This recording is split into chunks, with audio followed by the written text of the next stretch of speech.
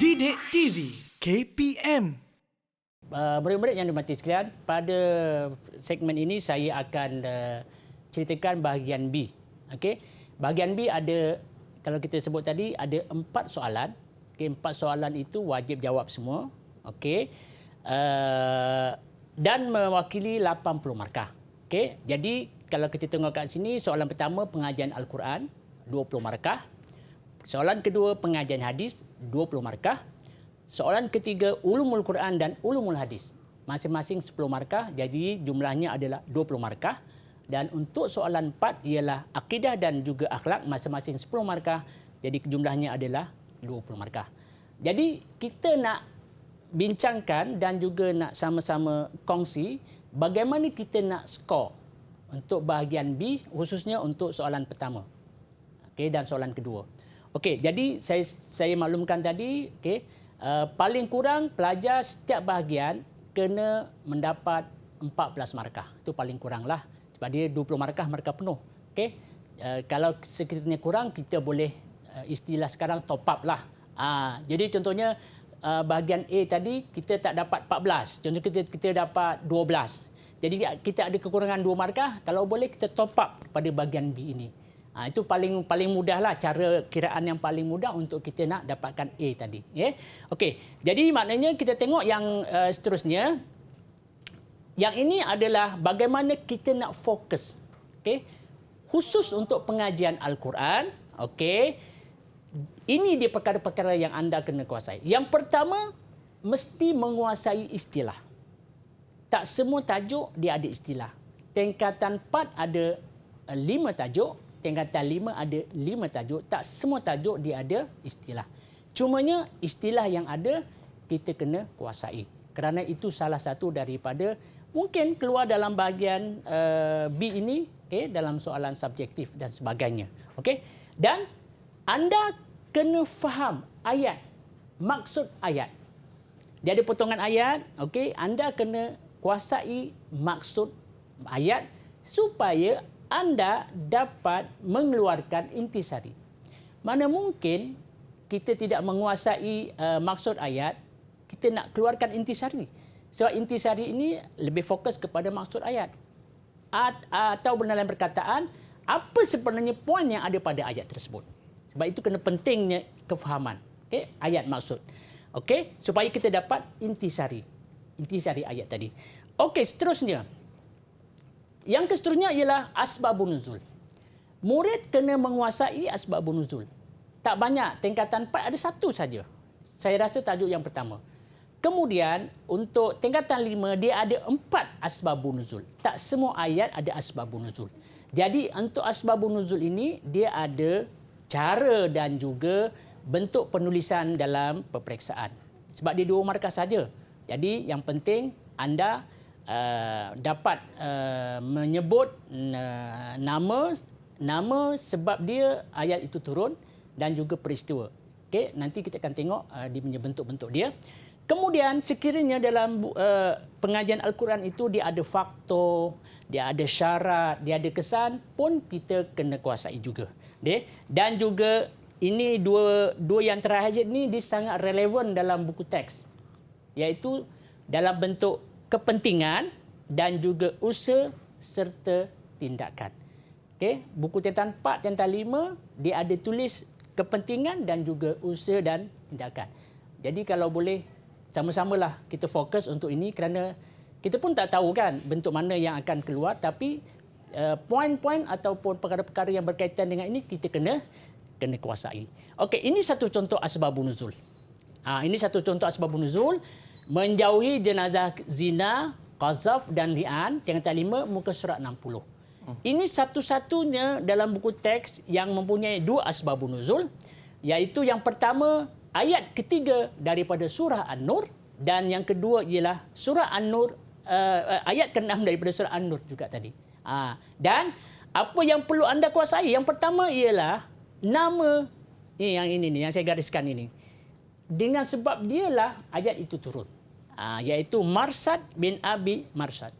Okay. Yang kedua ialah Hilal bin Umayyah. Ini ayat ke-6 ni surah An-Nur ni. Hilal bin Umayyah kena sebut.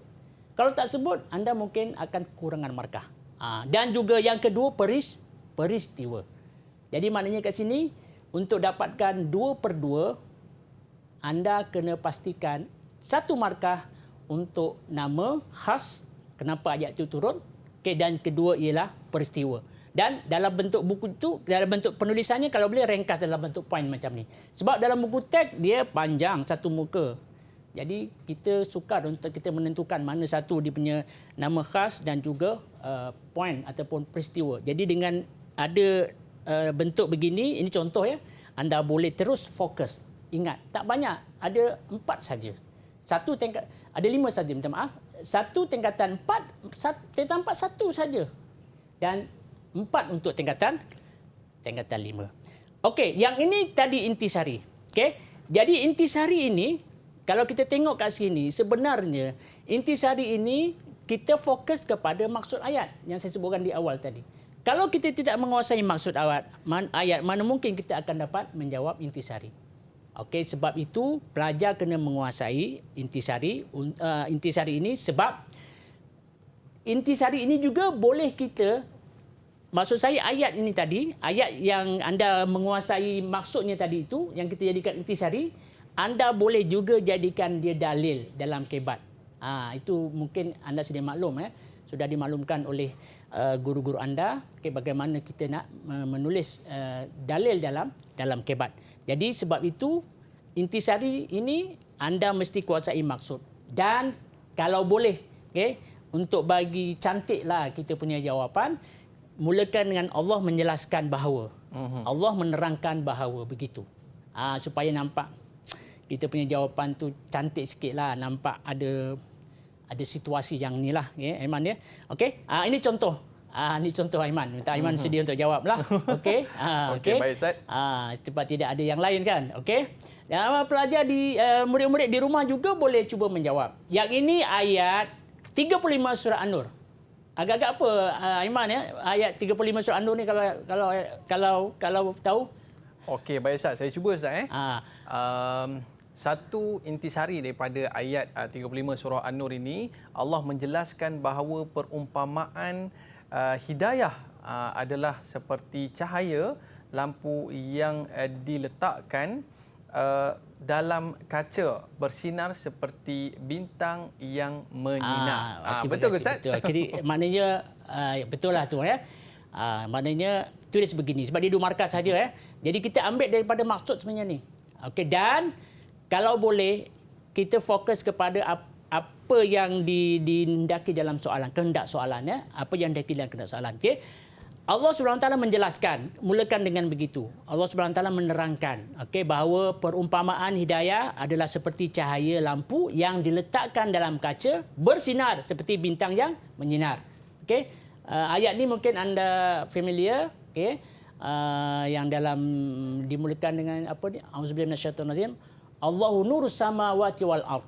Masalu nurihi kamiskatin fiha al-misbah atau ilal akhir lah. Itu antaranya lah. Kita boleh tengok kat situ. Dan ada satu lagi Aiman dan juga murid-murid di rumah, terangkan sebab manusia memerlukan hidayah. Apa dia hidayah? Hidayah ni petunjuk kan? Kenapa manusia perlu? Saya cuba Ustaz ya. Menghindarkan manusia dari kesesatan Ustaz. Okey. Dia nak boleh antaranya kesesatan sebab lampu contohnya kan, lampu. Kita pergi satu bilik gelap. Kan, gelap tak nampak. Tapi bila kita buka lampu, kita tahu tingkap di sini. Ini kat sini ada meja.